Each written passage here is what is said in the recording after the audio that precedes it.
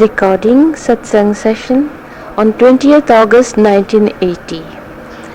We are observing World Union Day this evening.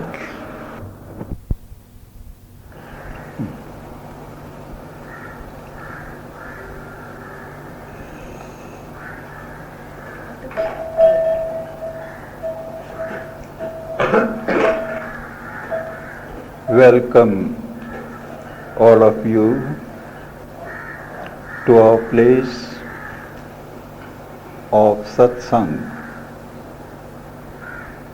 Today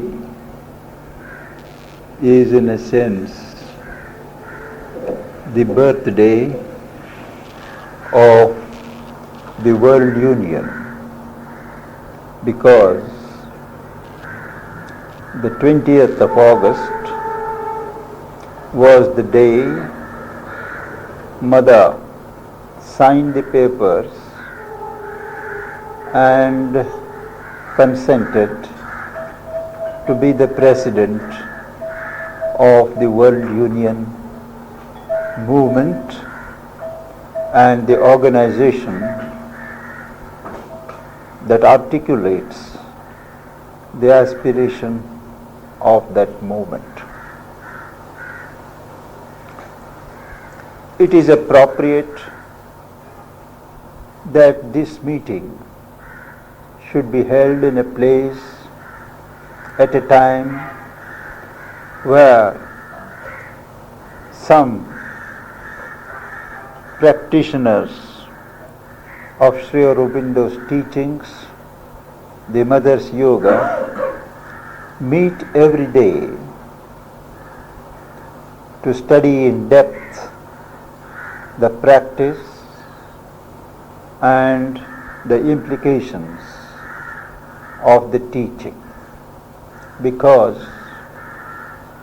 from the point of view of Sri Aurobindo and the Mother, whose philosophy we accept and try to follow, World Union is an inevitable consequence of a spiritual consciousness that is to grow in more and more people in the world. To start with, those who follow the integral yoga, practice it in their daily lives, have got to keep this unity of man, union of the world, as their goal in the collective dimension. Because unlike many other paths of yoga, this yoga is not an individual affair. Its basis is certainly individual, but as it grows, it gathers many collective elements and it contributes to the progressive unification of the human race.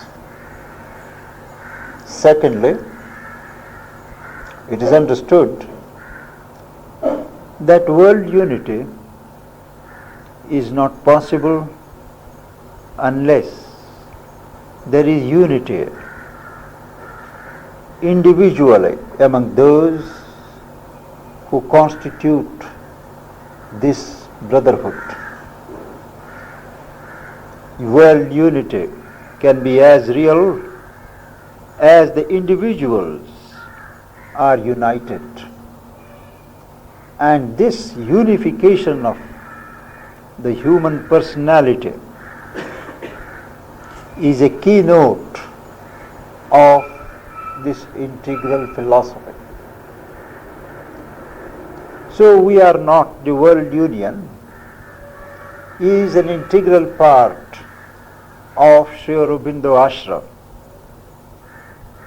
I want to declare on this occasion that we do not consider ourselves as an independent organization with our own aims and goals, but we are a constituent unit of the ashram in Mother's consciousness, dedicated to the ideal of human unity. Mother has expressly told us that this platform is meant for us to meet and work in collaboration with members of other groups, spiritual groups, cultural groups, social and political units who believe in world unity. And our experience during the last 15 to 20 years is indeed this, that our services are not confined to those who accept the philosophy of the Sri Aurobindo and the Mother alone. We have in our World Union family members of Theosophical Society, of cultural fellowships in other countries, of the movement of Satya Sai Baba, Raman Maharshi, various other spiritual leaders. We have also atheists, agnostics, communists among our membership, because no mature person can forswear the commitment to world unity. The one difference between us and the other 200 and more organizations that are working for world unity is precisely this. While each one proceeds on an external basis, constitutional, political, ideological, economic, and so on, we believe that it is only on the basis of a psychological and spiritual change that a change in the world mind can be effected.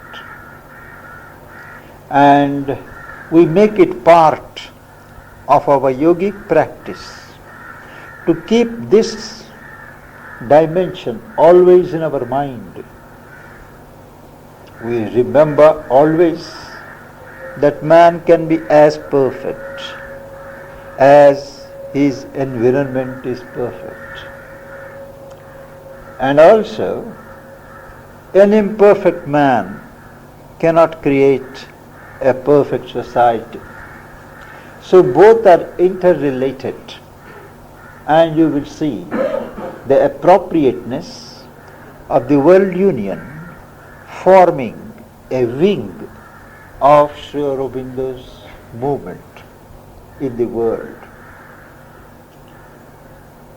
It is usual for us on these annual meetings to have some theme for a formal discussion and then meditation upon it.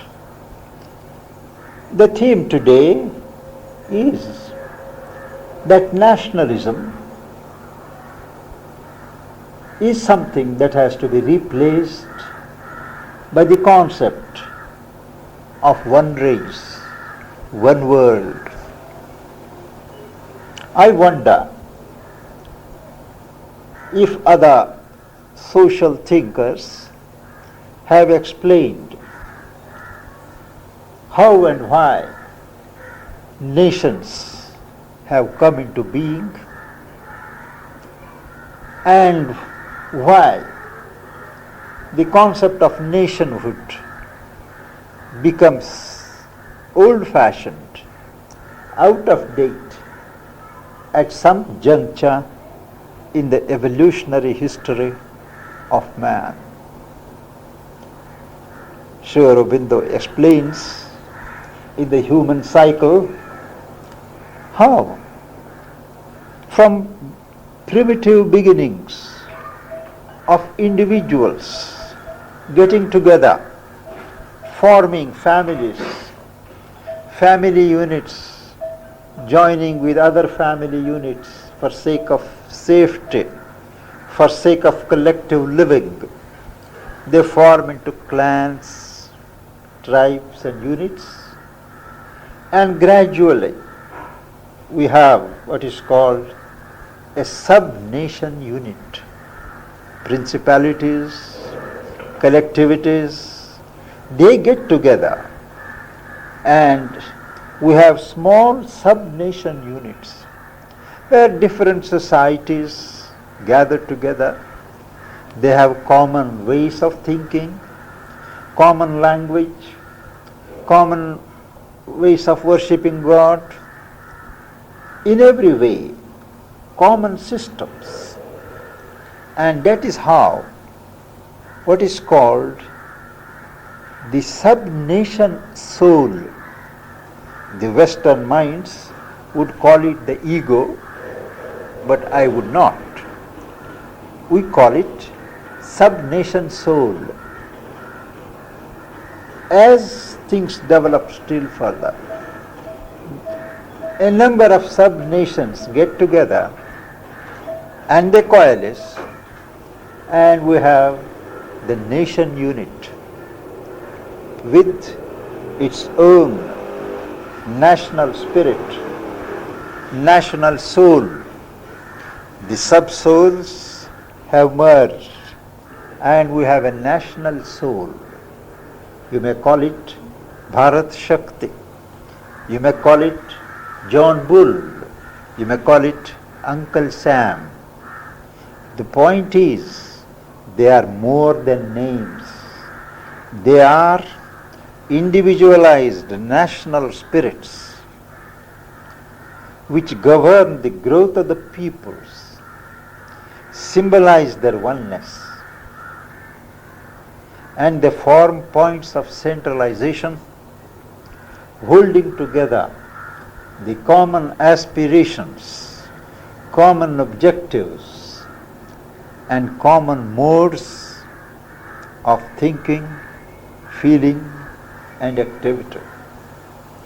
But a time comes in the long history of the world when so many mature nations who have outgrown the usual friction of living together under stress, just as individuals have to rub shoulders, have to consider the others as different from themselves, nations also for a long time are apt to function on an individual basis and look with trepidation on the progress of other nations. Happily, after 2 world wars, which have exploded that myth of the sovereignty of nations, the human mind is ready to outgrow this concept, narrow concept of nationalism. There is a close parallel to the growth of the individual man. Each one of us, as we have grown in evolution, has the ego point, which is a point designed by nature for centralization, for focalization of the various energies, thought energies, emotional energies, physical energies, all centralized, and that is what we call the ego point. The ego has helped man to individualize himself, to become what he is, But to go beyond this present stage, man has to exceed his ego. And there is the rub. As Sri Aurobindo says, ego was the helper, ego is the bar. Unless we exceed our ego, we cannot go beyond our limited, divisive, separative existence. We cannot truly unite with those around. And the evolution of man from a sattvic man into a spiritual man demands that he widens his consciousness, extends his range of being to include more and more of his environment. So a stage has come when both the necessity of the individual evolution and of collective evolution demand a sustained effort and movement to break through the shell of egoism in the case of the individual and of nationalism in the case of countries, so that the next step is taken. And the next step is one world. One world does not mean abolition of nations, of national geniuses. Just as you and I, if some fortunate day in our lives we succeed in eliminating our ego and our souls come forward and govern our lives, we will be able to understand each other without the necessity of talking. We will be able to communicate our thoughts without any verbal aids. We will be able to feel the emotional movements in others without their having to express them. Because behind the surface there is unity. There is oneness. Similarly, once these national barriers are erased, individual nations continue and will continue, contributing their own share, contributing their own genius to the efflorescence of a world community, of a world culture. They will not be abolished, but there will be no friction. There will be no wars. There will be real peace. But for all that to take place, the leadership in each nation has to take the first step. If the leadership does not, it is incumbent upon awakened individuals like us and those who think like us to work in an organized manner, to put pressure upon our rulers, as somebody said, to educate our masters, to think on the right lines and contribute to world peace. After observing the developments in a number of countries which I have visited during the last few years,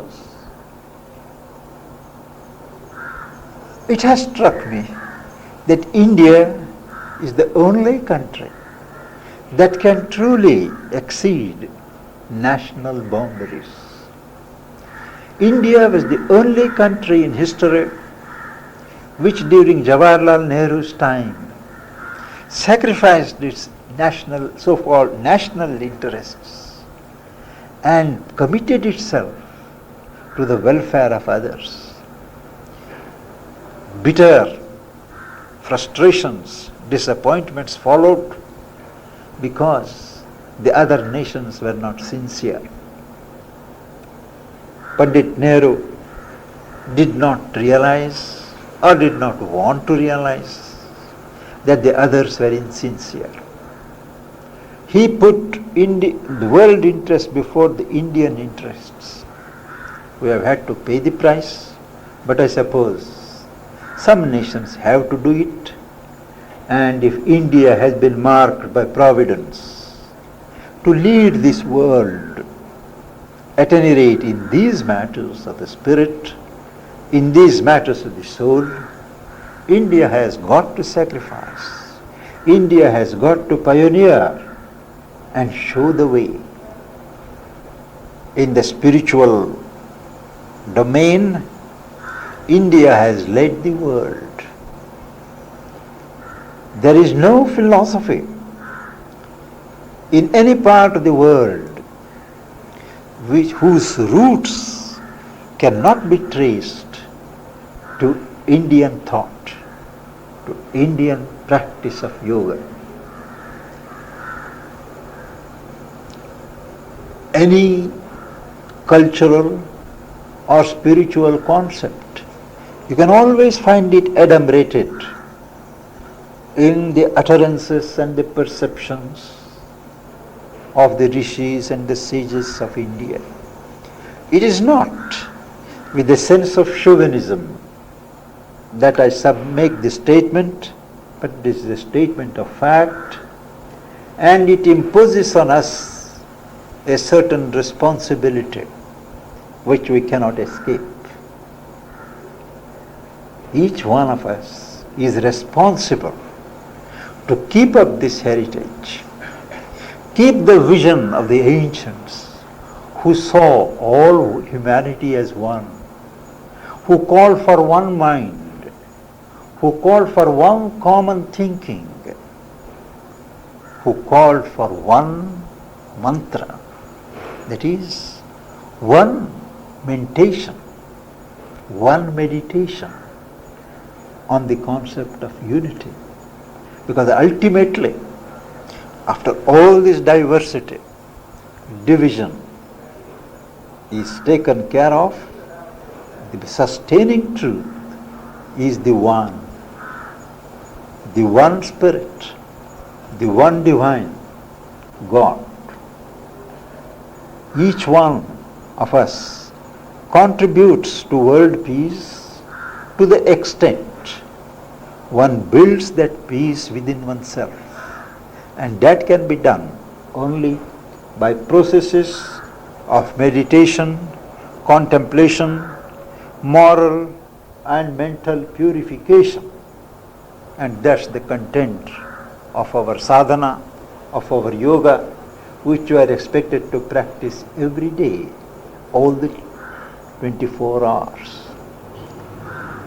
It is for this to rededicate ourselves to this ideal, to commit ourselves once again to this noble objective that we have met this evening.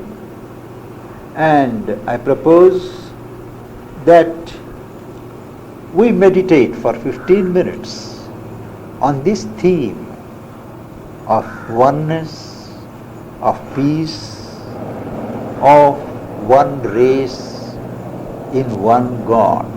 Thank you.